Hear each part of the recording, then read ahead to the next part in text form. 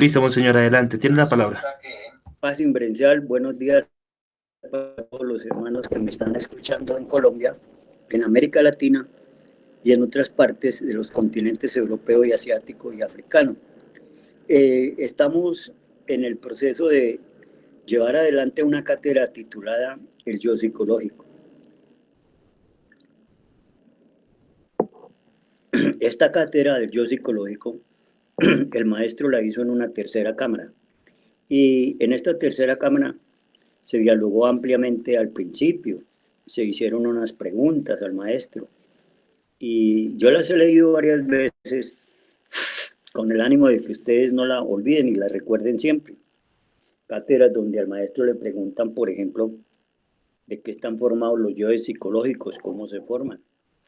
Y él explica claramente que están formados de la sustancia mental.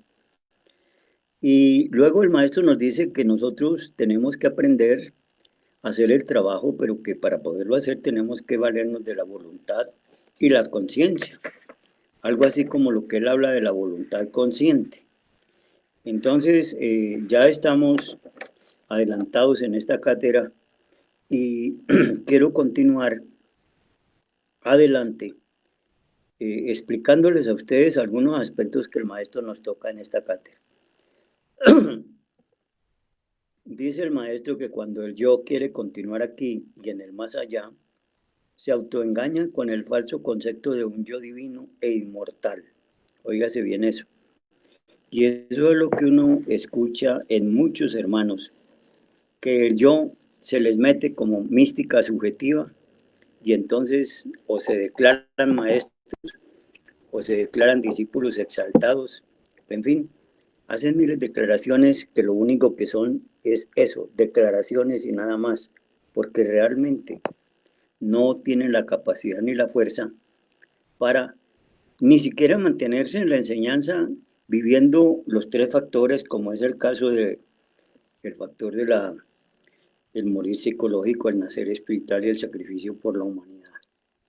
Por eso esta cátedra la considero yo muy importante, porque el maestro nos enseña aquí cosas tan interesantes como esto de que cuando el yo quiere continuar aquí y en el más allá, se autoengaña con el falso concepto de un yo divino e inmortal.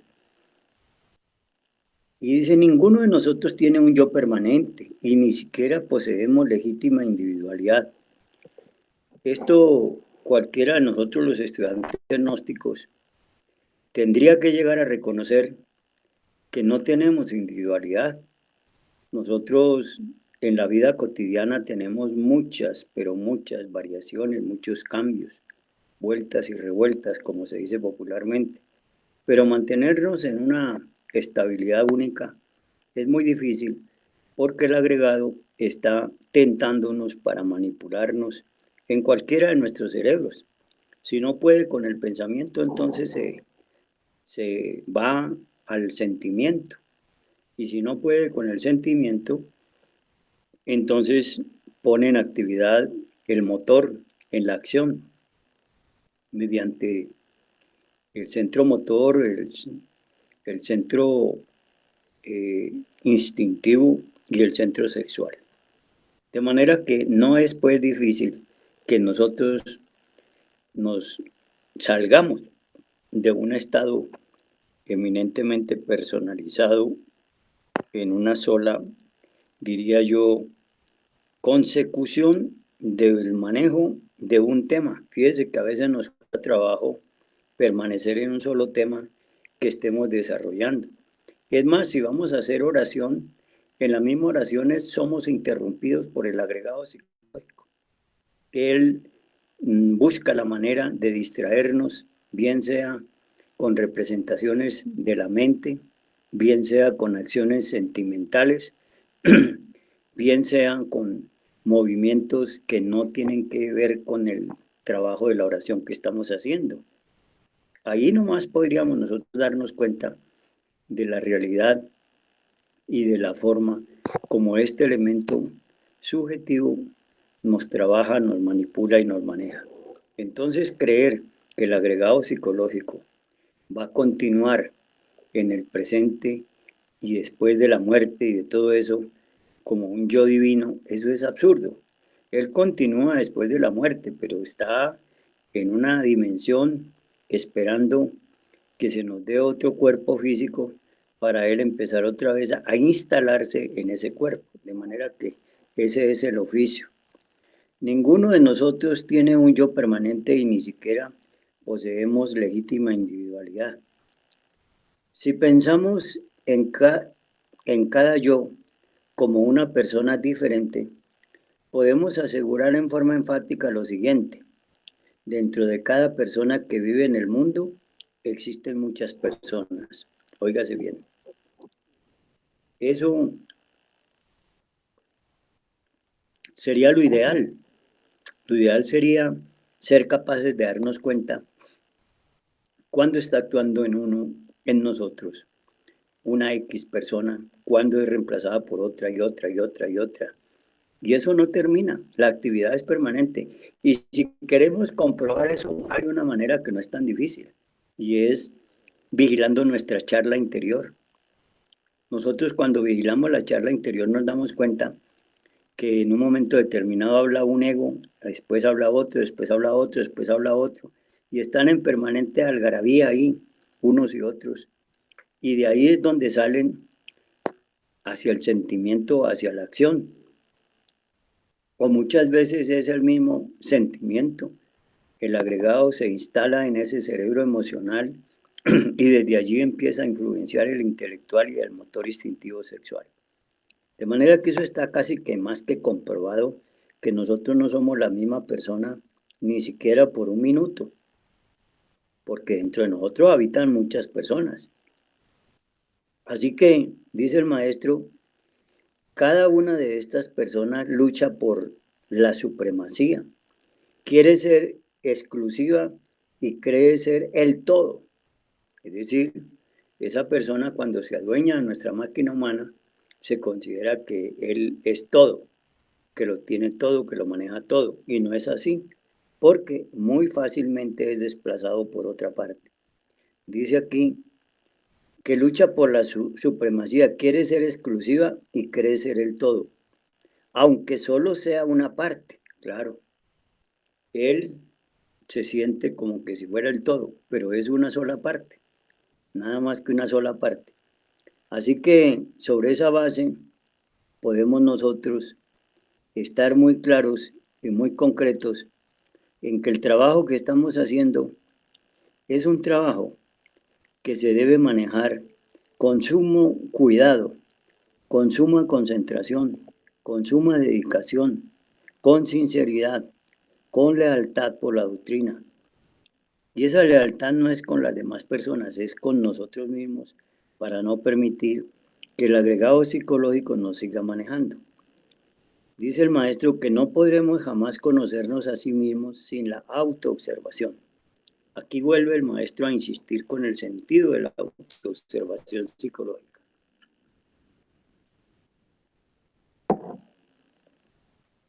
Fíjense ustedes lo importante que resulta el desarrollo fundamental de este sentido.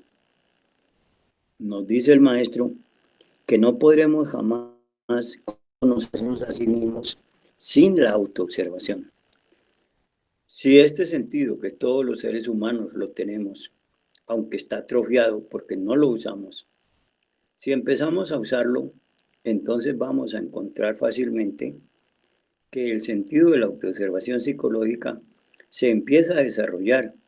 Y cuando este sentido se empieza a desarrollar, pues es directamente, proviene su ejercicio desde la parte autoconsciente y autoindependiente de nuestro propio ser. Por esa razón, el sentido de la autoobservación psicológica no lo maneja para nada los agregados psicológicos. Es imposible que los agregados psicológicos lo puedan manejar. Vean ustedes que cuando yo hablo aquí para ustedes en esta cátedra, tengo que estar muy atento a lo que pienso, a lo que siento y cómo actúo en el motor instintivo sexual. ¿Por qué razón? Porque en cualquier minuto, en cualquier segundo que yo esté hablando, se atraviesa cualquier agregado de estos que quiere controlar la máquina para traerme mensajes, mandarme mensajes al centro pensante, por el centro pensante, mensajes por el centro sintiente o mensajes por el motor instintivo sexual. Y si yo no estoy atento, pues pierdo el hilo de esta cátedra que estoy llevando con ustedes y termino entonces haciendo lo que el ego me dice que haga. O simplemente me pone mecánicamente a hablar con ustedes mientras él está pensando en otra cosa o sintiendo otra cosa o queriendo hacer otra cosa. Eso es pues lo que nos dice el maestro, no podremos jamás conocernos a sí mismos sin la autoobservación. Y he ahí cómo ahí, aquí en este momento que yo hablo para ustedes, tengo que estar usando el sentido de la autoobservación psicológica. Si yo no uso ese sentido, voy a estar siempre a disposición de los agregados psicológicos. Dice el maestro, en tanto un sujeto siga considerándose uno, es claro que cualquier cambio interior es más que imposible. Pues eso es apenas obvio, ¿no? Si yo me considero que soy una sola persona y nada más y que en mí no hay más personas, ¿qué cambio puedo yo aspirar a realizar? Pues no tengo nada que cambiar. Eso es lo que nos dice mucha gente cuando les hablamos sobre esta enseñanza. ¿Cómo así que yo soy muchas personas? Usted está equivocado. Yo soy yo y punto. Usted es el que creo que está mal. Entonces, es tanto el dominio del agregado psicológico sobre nosotros que nos tiene convencidos de que Él es único, que Él es uno solo. Y con ese cuento nos mantiene precisamente en una situación en la que no avanzamos más que en las cosas mecánicas de la vida, porque eso es lo que Él hace. Como Él está manejando la razón y la lógica, entonces las personas que actúan sin este conocimiento se consideran a sí mismas individuos, sujetos, una sola persona, cuando en realidad de realidad somos muchas personas a la vez. En tanto un sujeto siga considerándose uno, es claro que cualquier cambio interior es más que imposible. No se puede hacer cambio interior. ¿Cómo podríamos hacer un cambio interior si nosotros no reconocemos que tenemos muchas personalidades dentro de nosotros? Aquí lo difícil y complicado es que seamos capaces de ir descubriendo esas personas en el oficio que están haciendo en cada uno de nuestros cerebros. Eso sí es un buen trabajo. Ahí sí está latente el proceso de lo que es el trabajo psicológico. Nosotros no podríamos, bajo ninguna circunstancia, tener la posibilidad de salir adelante mientras nosotros no seamos capaces de reconocer la multiplicidad de personas que habitan en nosotros, que piensan por nosotros, que sienten por nosotros y que actúan por nosotros. Reconocer esto es típicamente objetado por la misma sociedad, por los psicólogos, por los psiquiatras, por los filósofos e incluso por todas y buena parte de las culturas religiosas que no han entendido ni siquiera la doctrina del Cristo Jesús, donde Él nos habló precisamente de todos estos elementos subjetivos negativos. Él nos dijo en muchas ocasiones, y eso no lo hemos entendido porque la Biblia, desafortunadamente, cita con palabras, con oraciones, con frases, todas estas cosas. Ya de la necesidad de tener una conciencia despierta, pero no explica el método ni el sistema. Por eso cada cual coge la Biblia y la interpreta a su manera y no le da una explicación a aquellas palabras o frases o enseñanzas en parábolas que nos da nuestro Maestro de Maestro Jesús el Cristo. Es por esa razón que nosotros no podemos salirnos de la condición de humanoides y buscar el camino de llegar a ser hombres. Hombres en el sentido más estricto de la palabra. No estamos hablando aquí de un sexo como tal. Estamos hablando de los habitantes de este plano y del cosmos, que tenemos que llegar a ser hombres. Y para llegar a ser hombres, tienen que haberse integrado los valores del hombre y la mujer, tanto en la mujer como en el hombre. Y esos valores son espirituales, éticos y psicológicos. Y eso es lo que nos cuesta trabajo entender. Reflexionando un poco sobre las diversas circunstancias de la vida, óigase bien, aquí el maestro toca las circunstancias de la vida. Vamos a ver, reflexionando un poco sobre las diversas circunstancias de la vida, bien vale la pena comprender seriamente las bases sobre las cuales descansamos.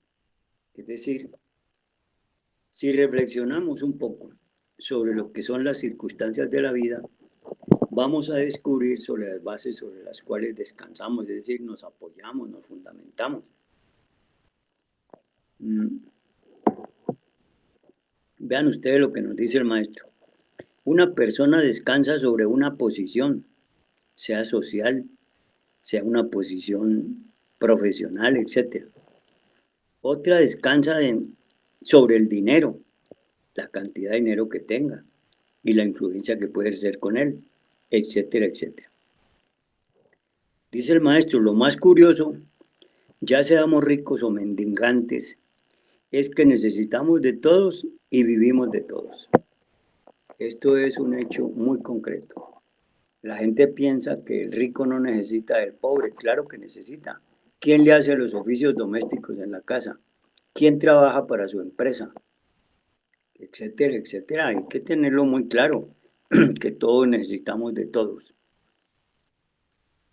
Dice, lo más curioso, y ya sabemos, ricos o mendigantes, es que necesitamos de todos y vivimos de todos, aunque estemos inflados de orgullo.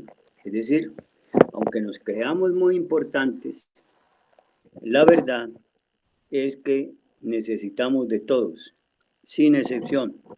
Eso no tiene la más mínima excepción.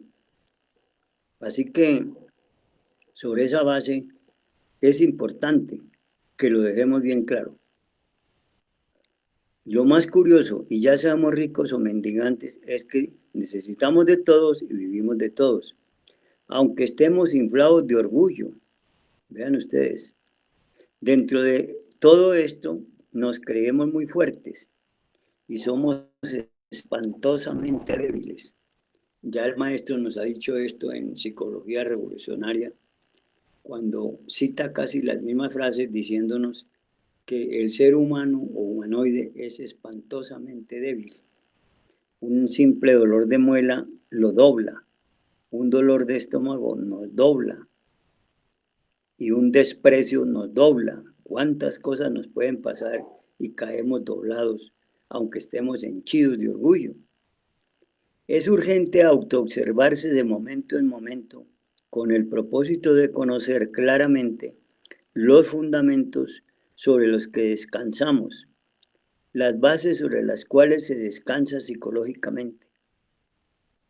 Esto es muy importante, que nosotros tengamos buena claridad de en qué nos estamos respaldando para henchirnos de orgullo o para sentirnos importantes, cuando lo que somos es espantosamente pobres y débiles.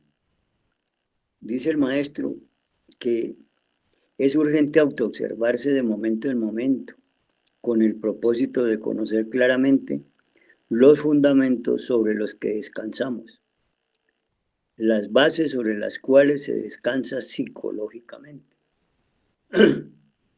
Las bases sobre las cuales se descansa psicológicamente están dadas por la importancia que nosotros le demos a X oficio, a X posesión o a X acción o trabajo.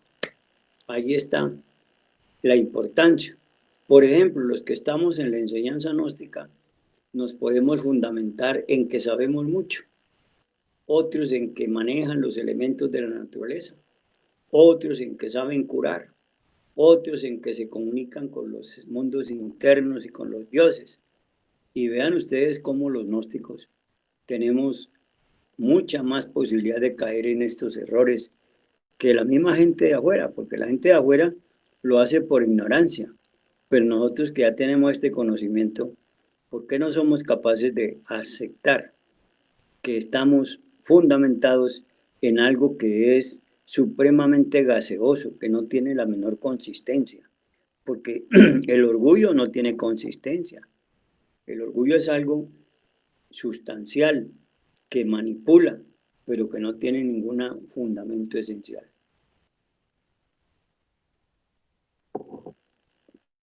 Sin embargo, uno ve en los grados que se hacen cuando la gente recibe títulos, cuando recibe un premio en el deporte, o cuando recibe un premio porque le da a la humanidad, de cómo las primeras palabras que recita cada persona es: estoy muy orgulloso. Es decir, le rinde culto al orgullo, al yo del orgullo. Esa es la parte sobre la que descansa esa persona. Dice, uno se asombra ante el espectáculo de un incendio. Entonces las personas desesperadas se apoderan de las cosas más inverosímiles. Son personas apegadas a esas cosas que no tienen la menor importancia. Y esto equivale a estar, óigase bien, esto equivale a estar, como dice aquí, en estado de absoluta inconsciencia. Claro, ¿cómo es posible que yo, que tengo en peligro mi vida, me ponga a seguir arriesgando mi vida buscando algo que lo considero de importancia y no le doy la importancia a lo verdaderamente importante, que es el preservar la vida? Eso es lo que sucede y se ve constantemente, no solamente en un incendio, también en una inundación de las aguas, en un terremoto, en un maremoto, etcétera, etcétera. Todas esas cosas de la madre naturaleza, lo único que nos dan a nosotros es la posibilidad de despertar y darnos cuenta que no somos dueños de nada, que nada nos pertenece, que lo que está aquí se queda aquí, pero nosotros no somos capaces de reconocer eso. Lo más grave lo más grave de nuestra tragedia es que uno piensa que está pensando, siente que está sintiendo, cuando en realidad es otro el que en un momento dado piensa con nuestro martirizado cerebro y siente con nuestro dolorido corazón. Óigase bien eso. Lo más triste y lo más lamentable es eso, que uno piensa que por sí mismo está pensando, como dice el maestro aquí en esta cátedra, que dice que lo más grave, lo más complicado de todo esto es que uno piensa que está pensando, siente que está sintiendo y actúa como que estuviera actuando, cuando en realidad es otro el que en un momento dado piensa con nuestro martirizado cerebro y siente con nuestro dolorido corazón y acciona o se desplaza o se mueve con, con nuestra columna vertebral, que es el centro del movimiento. Vean ustedes pues hasta dónde llegamos nosotros. ¿Y por qué esta cátedra se hace importante? Porque aquí el maestro resalta algo que ojalá lo tengamos muy en cuenta. Cuando él, en alguna de las cátedras que nos ha dado, nos invita a que hagamos las preguntas que debemos hacernos de rigor en cada momento y en cada instante, como: ¿quién está pensando por mí? ¿Quién está sintiendo por mí? ¿Quién está actuando por mí? Uno en un taller psicológico siempre le estará preguntando a la gente esas preguntas, qué está pensando, qué está sintiendo y cómo está actuando. Y si la persona responde, estoy pensando en tal cosa, lo primero que tiene que tener en cuenta es que no es él el que está pensando. Es un agregado propio de su misma naturaleza el que está pensando. Y si uno le pregunta qué está sintiendo y él dice, yo estoy sintiendo, también hay que decirle a ese hermano que él no es el que está sintiendo. Hay un personaje que está sintiendo. Y si uno le pregunta cómo está actuando y esa persona dice, yo estoy actuando de esta manera, pues uno tiene que hacerse consciente que no es uno el que está actuando. Es una persona extraña que está manejando la máquina humana, que la está poniendo a hacer algo, quizás agradable, desagradable o lo que sea, peligroso o no peligroso, bueno o no bueno, regular o no regular, etcétera, etcétera. He ahí pues cómo vamos a teniendo que aprender a manejar estas situaciones. ¿Cuántas veces creemos estar amando y lo que sucede es que otro yo, dentro de nosotros mismos, lleno de lujuria, utiliza el centro del corazón? Esto lo oye uno continuamente en la gente. La gente siempre dice, estoy enamorada o estoy enamorado. Y hasta lloran delante de la persona para decirle que sí están enamorados. Pero lo que no se están dando cuenta es que ahí está actuando un yo psicológico con un falso sentimiento, porque es el sentimiento del yo, no es el sentimiento del ser. O dijéramos de esa máquina. Esa máquina está sintiendo porque hay una persona que la está haciendo sentir eso. Pero si fuésemos juiciosos y analíticos, llegaríamos a la conclusión de que hay que reflexionar en lo que se está pensando, en lo que se está sintiendo y en cómo estamos actuando. Si hacemos esas reflexiones, vamos a avanzar mucho porque nos vamos a dar cuenta de varias cosas. Una, de que nosotros no somos individualidad, no somos individuos. Dos, que hay muchas personas que piensan por nosotros, sienten por nosotros y actúan por nosotros. Tres, que nosotros no somos auténticos. Cuatro, que nosotros tenemos lamentablemente nuestros fundamentos o bases sobre X o Y agregado psicológico. Porque, por ejemplo, la persona que se fundamenta en el dinero es porque él está siendo manejado por la codicia, por la ambición, por el yo de la autoimportancia, por el dinero que posee. En fin, hay pues miles de cosas que nosotros tenemos que aprender a tener bien claras para que de esa manera no caigamos en errores que son elementos subjetivos que nos llevan a caer en la más terrible de las desgracias, que es no reconocer que somos una multiplicidad de egos.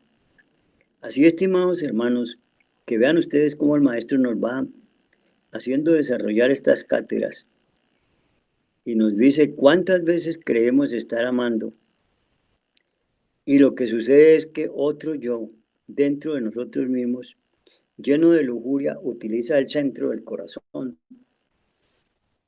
Y miren, por experiencia propia les digo una cosa, cuando uno se dedica a trabajar estos agregados que se posesionan para hacernos sentir un falso sentimiento de amor, cuando lo que hay es un sentimiento de lujuria.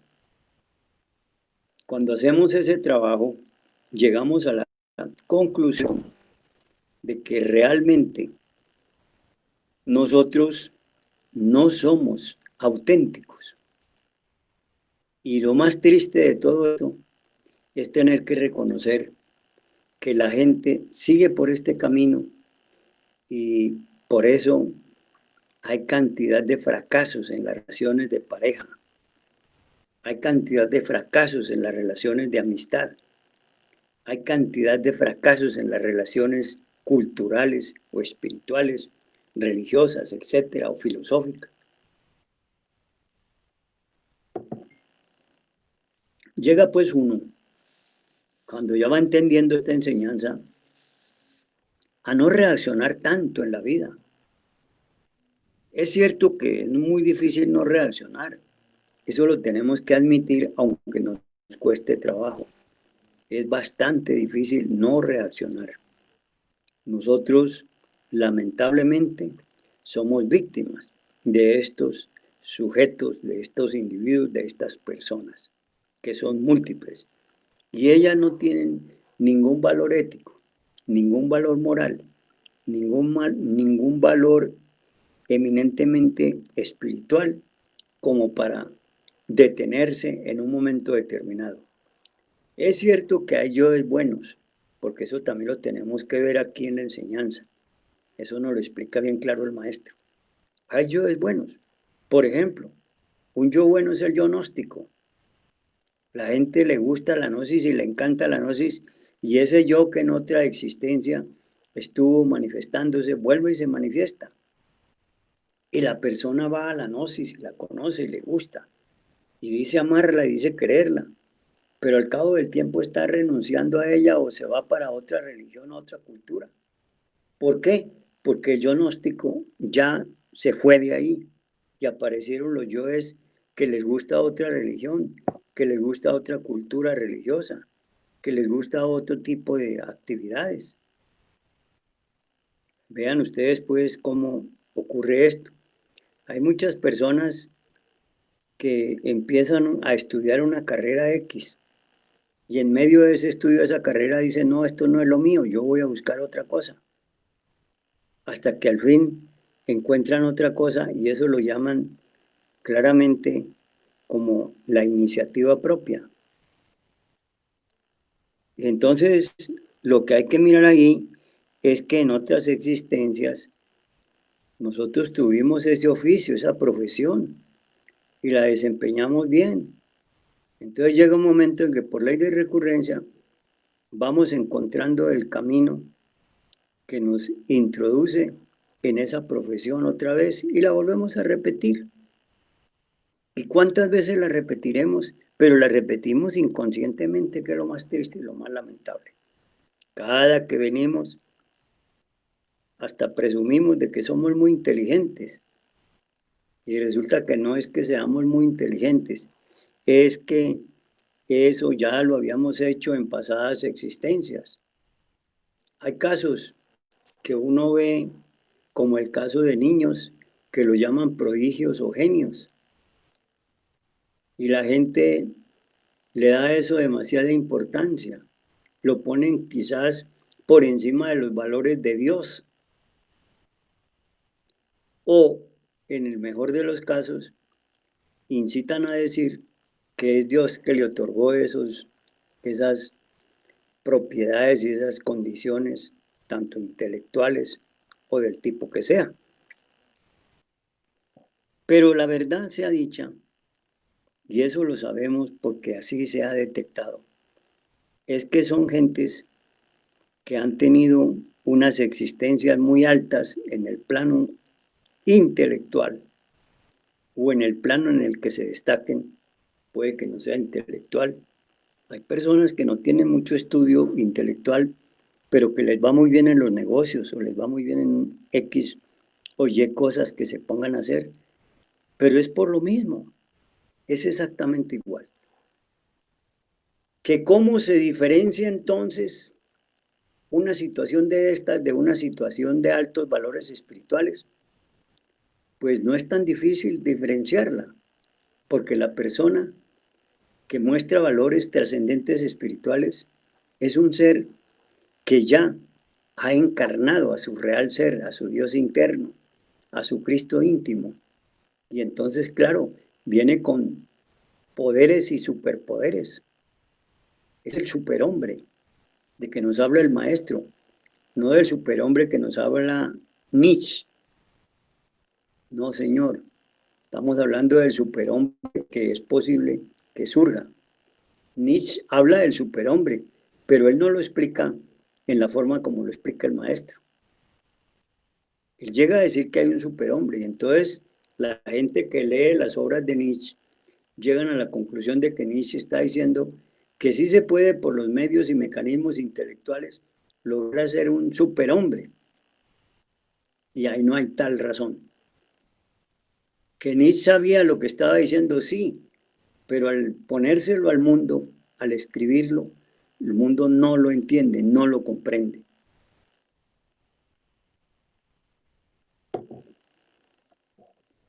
Y esto no pasa con Nietzsche, ha pasado con muchos grandes escritores, literatos, con grandes poetas, con grandes químicos incluso, con grandes sabios acreditados como sabios, como el caso de Albert Einstein o el mismo Newton o Shakespeare. En fin, hay muchas cosas grandes por decir sobre estos aspectos. Así que cuantas veces creemos estar amando y lo que sucede es otro yo dentro de nosotros mismos, lleno de lujuria, utiliza el centro del corazón.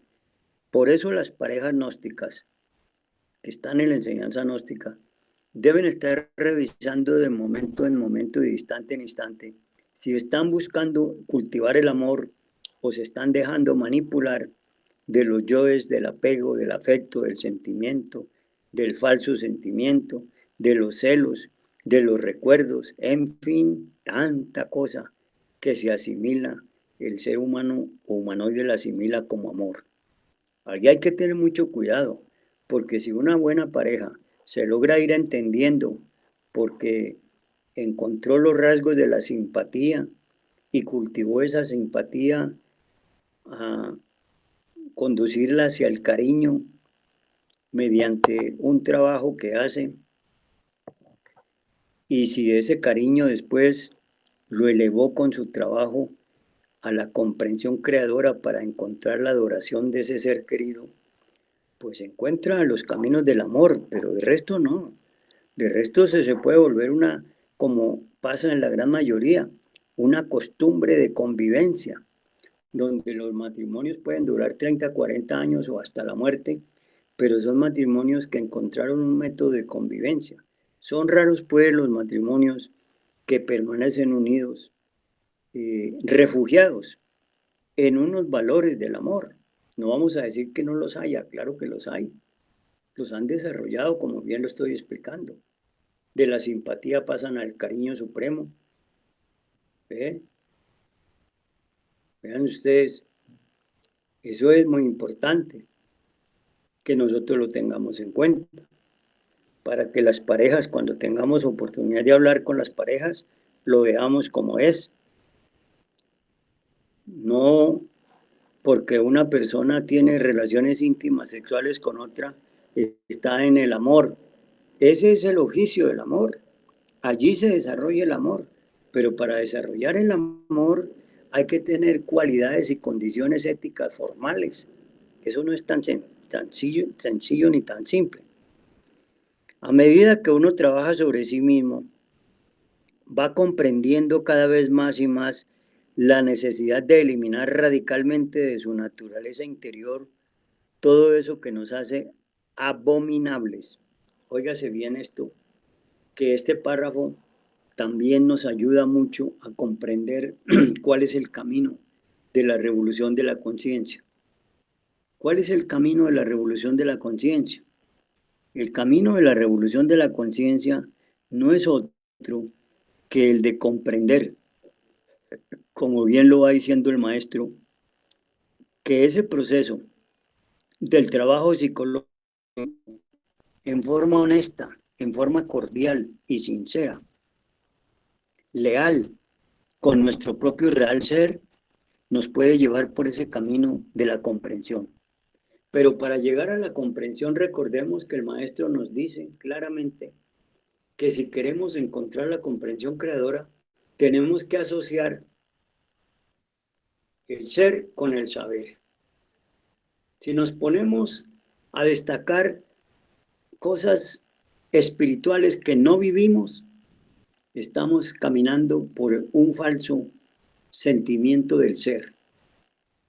Y si estamos aduciendo un conocimiento extenso y erudito y lo confundimos con sabiduría, estamos por el camino de los bribones del intelecto. Nosotros tenemos que elegir cuando estamos en una reunión por qué camino nos vamos. cuál es el camino que necesitamos recorrer. Eso es lo que es importante, lo que es trascendente para todos nosotros. A medida que uno trabaja sobre sí mismo, va comprendiendo cada vez más y más la necesidad de eliminar radicalmente de su naturaleza interior todo eso que nos hace abominables. Aquí viene una cosa: cuando tenemos ira, cuando tenemos orgullo, cuando tenemos vanidad, cuando mentimos, cuando sentimos miedo, somos capaces de reconocer que esas son posturas abominables. Ese es el otro grave problema, que la ignorancia de no saber qué es lo que es abominable en nosotros y que está dentro de nosotros, lo traducimos hacia afuera y señalamos la abominación en los demás y no en nosotros. Eso es lo complicado, eso es lo difícil, eso es lo que no sabemos manejar. De manera, estimados hermanos, que a mí personalmente me ha llamado mucho la atención el hecho de trabajar mucho sobre la psicología revolucionaria, que es la psicología experimental, porque en ella encuentro yo un verdadero refugio para irnos saliendo de estas malas costumbres, de estas malas actitudes, de esos pensares abominables, sentires abominables y actuaciones abominables. Eso es lo que el maestro nos invita a que hagamos para que vayamos comprendiendo la situación en la que estamos metidos cada uno de nosotros. Son las peores circunstancias de la vida, las situaciones más críticas, los hechos más difíciles, los más propicios para el autodescubrimiento íntimo. Vean ustedes, cuando nosotros creemos que cuando estamos tranquilitos y que nadie nos molesta y que nadie nos dice nada, que ahí es cuando podemos descubrirnos. Pues no, no es ahí. La oportunidad más grande está en las peores crisis que tenemos. Pero ¿quién es capaz de darle la vuelta a eso? ¿Quién es capaz de estar en un terrible momento de ira, de voltearlo para examinar qué es lo que está haciendo esa ira en ese cuerpo nuestro que afecta a los demás? O aquella persona que estando en un acto terrible de lujuria es capaz de ver la lujuria cómo está actuando en su cuerpo y qué cosas terribles está haciendo. El caso de un violador, el caso de una persona que abusa de menores o de niños, etcétera, etcétera. Muy difícil. Y ni aún con las penas que imponen los códigos penales de los diferentes países se ha logrado detener ese tipo de abusos y sobre todo el abuso contra la mujer, lo que se conoce como el feminicidio, con lo que se conoce como el daño total que hay sobre eso. De manera que en esas circunstancias nosotros tenemos que aprender a manejar nuestras vidas para que así no caigamos en los errores que se nos pueden venir encima porque no sabemos manejar nuestra vida. Miren ustedes, son las peores circunstancias de la vida, las situaciones más críticas, los hechos más difíciles, los más propicios para el autodescubrimiento íntimo.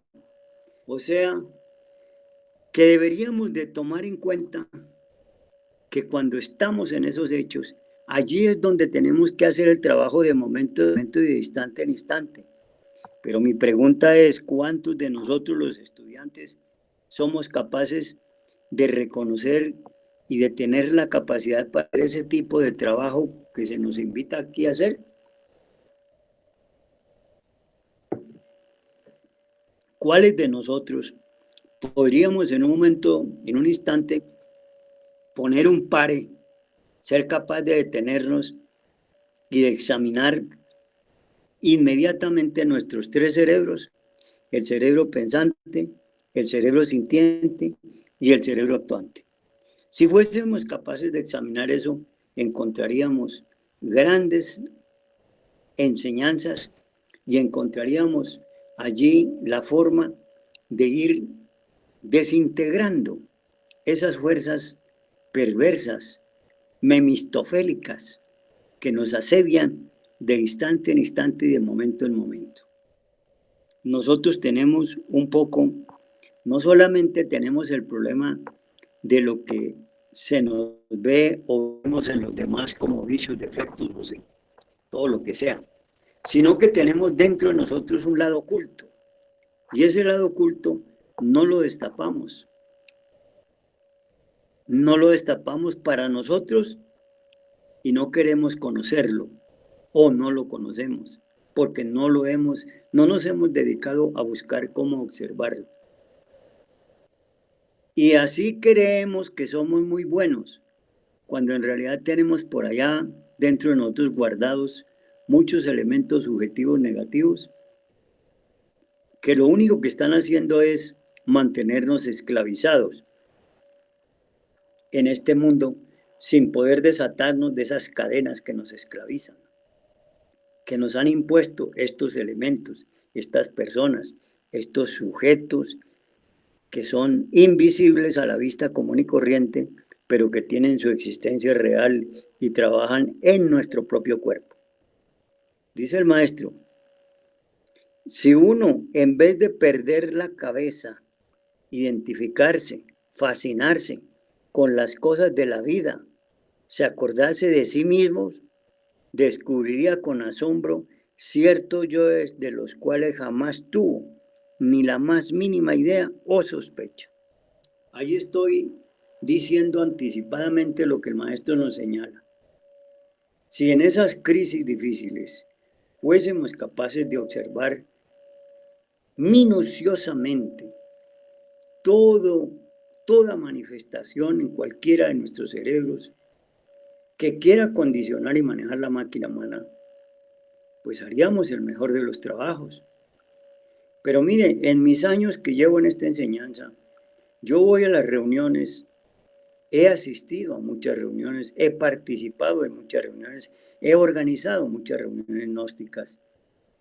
Y cuando se trata de definir cosas que afecten a algunas de las partes, esto se vuelve una batalla campal, donde nadie se fija en lo que le está sucediendo a su máquina humana. Nadie se da cuenta que su máquina humana está siendo manipulada, que está siendo dirigida desde adentro. Y entonces empezamos a echarle la culpa a los de afuera. Y cuando le echamos la culpa a los de afuera, nos sentimos bien porque ya nos liberamos de la culpa real que debemos tener cada uno de nosotros. Entonces ahí es donde se descubren esos agregados de que nos habla aquí el maestro, que son agregados que uno ni siquiera sospecha que los tiene. Vean ustedes lo interesante de esto. El sentido de autoobservación íntima se encuentra atrofiado en todo ser humano. Óigase bien, ese sentido está atrofiado. Ahí lo dice muy claro el maestro. Autoobservándose de momento en momento, tal sentido se desarrolla en forma progresiva. A medida que el sentido de autoobservación prosiga su desarrollo mediante el uso continuo, nos iremos haciendo cada vez más capaces de percibir en forma directa aquellos yoes sobre los cuales jamás tuvimos dato alguno relacionado con su existencia. Óigase bien. Entonces, conclusión es que el sentido de la autoobservación que está atrofiado lo vamos a poder desarrollar muy, muy bien si lo usamos continua y permanentemente. Aquí, hablando para ustedes, yo tengo que estar usando el sentido de la autoobservación. Si yo no uso el sentido de la autoobservación aquí, que estoy hablando para ustedes, entonces lo que ocurre es que voy a seguir súper dormido y no me voy a dar cuenta de quién verdaderamente soy, qué es lo que hago y para dónde es que voy. Por eso nos dice muy claro que el sentido de autoobservación íntima se encuentra atrofiado en un ser humano. Y dice que autoobservarnos de momento en momento, tal sentido se desarrollará en forma progresiva. A medida que el sentido de autoobservación prosiga su desarrollo mediante el uso continuo, nos iremos haciendo cada vez más capaces de percibir en forma directa aquellos yoes sobre los cuales jamás tuvimos dato alguno relacionado con su existencia. Óigase bien, con su existencia. Pareciera como que esto no tiene importancia y resulta que sí, porque cuando uno descubre esos egos que no había tenido noticia de ellos y los descubre en acción, es cuando uno está en condiciones de empezar a hacer un verdadero trabajo psicológico. De resto, todo se le va a volver simplemente teoría, teoría y teoría y teoría. No, hermanos, esto que estamos leyendo, esto que estamos estudiando, hay que llevarlo a la práctica. Si yo aquí hablando para ustedes estoy viviendo esto que estoy hablando, entonces estoy ayudando a mi sentido de la autoobservación a que se desarrolle más y más y más y se vuelva un sentido súper dotado. De hecho, es un sentido que está manejado por las partes autoconscientes y autoindependientes de nuestro propio ser. Por esa misma razón, no es fácil que el ego lo engañe o que el ego lo use, porque él no se deja usar del ego. Cuando ustedes quieran comprobar eso, es simple, el maestro nos lo explica. Nos dice que cuando nosotros descubrimos el agregado psicológico y lo empezamos a estudiar, no lo podemos justificar ni lo podemos condenar. Ese ego hay que comprenderlo. Y el proceso de la comprensión se fundamenta en las dos dialécticas, la dialéctica del saber y la dialéctica del ser. Si no fundamentamos ese conocimiento en esas dos dialécticas, entonces estamos completamente perdidos, porque necesitamos de la razón y de la lógica para ver de dónde provienen esas acciones, y necesitamos obviamente de la reflexión íntima evidente del ser para poder analizarlo con una lógica superior, no con una lógica del pensar lógico, sino con una lógica del pensar psicológico.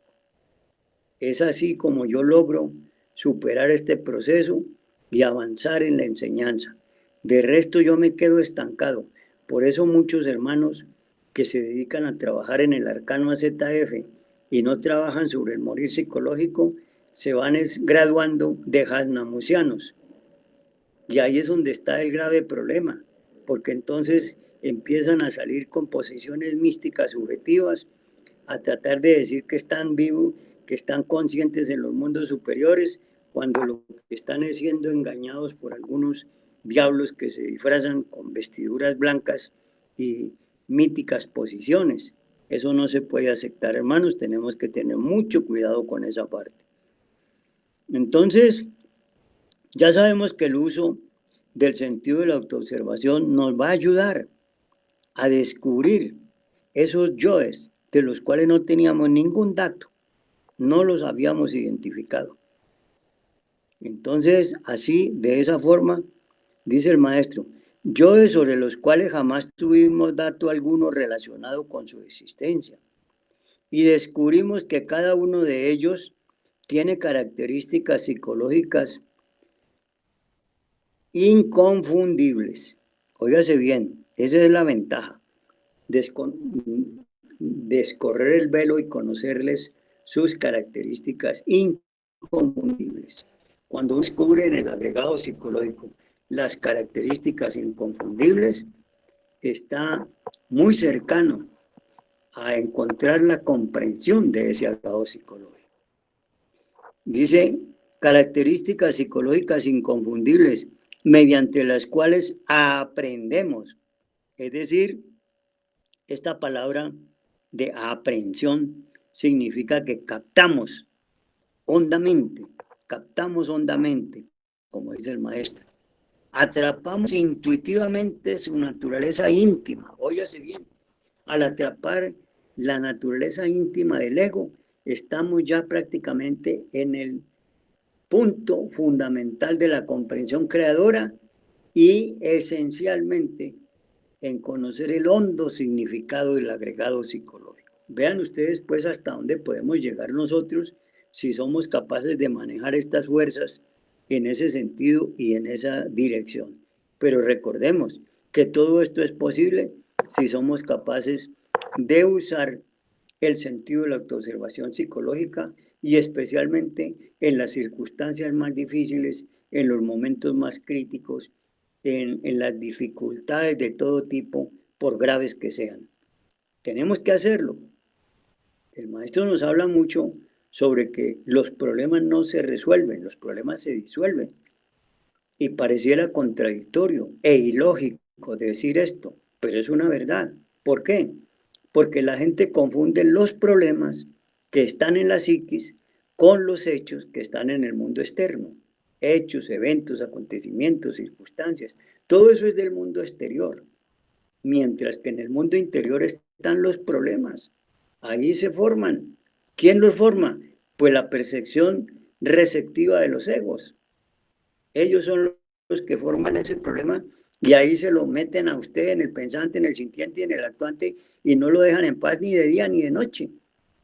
Y usted no puede salir de ahí porque usted está encarcelado. Pero si aprendemos a ir dándonos cuenta que los problemas no son físicos, son psíquicos, entonces tenemos que trabajarlos no en el mundo físico, sino en el mundo psíquico. Y alguien dirá, ¿y entonces cómo se hace para que esas cosas desaparezcan, esos llamados problemas del mundo físico? Pues miren, cuando se hace, el maestro pide que hagamos la confrontación lógica. ¿Para qué? Para que en esa confrontación lógica podamos ver si esa situación que estamos viviendo tiene alguna solución en el campo de la lógica posible para mí. Y si agoté la lógica y no encuentro esa salida, entonces tengo que acudir al otro paso que el maestro nos llama y nos dice que es usar la autorreflexión íntima evidente del ser. ¿Qué quiere decir esto? Que si en el mundo de la lógica formal no hay una solución, tengo que buscarlo en el mundo de la parte de una lógica superior, usando el pensamiento psicológico que se distingue por estar contenido en la espontaneidad que corresponde al sentido de la intuición. Y en un momento determinado puede aflorar esa salida que necesitamos. O por lo menos, si no hay ninguna salida, porque por ejemplo, si se muere un ser querido, usted no lo puede resucitar. Es imposible. Pero si usted tiene una comprensión de eso, pues usted ya acaba con el problema, lo desintegra, lo olvida, pero mientras tanto va a ser imposible. Bueno, hermanos, hemos llegado al final de esta cátedra. Les agradecemos muchísimo a todos ustedes los que nos han prestado esta cordial atención y los invitamos para seguir en estas cátedras y muy especialmente mañana en la misa gnóstica a las 9 de la mañana y luego la cátedra a las 11 de la mañana. Esperamos que todos vayan con nosotros de la mano y que podamos derrotar estas adversidades.